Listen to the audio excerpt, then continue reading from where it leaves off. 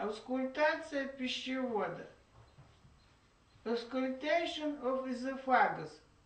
The aim of auscultation of esophagus is examination of passage through esophagus.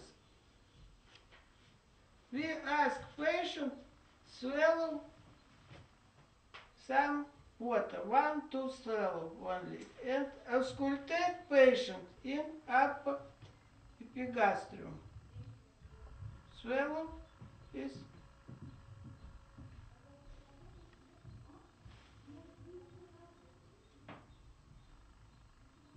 swallow additionally.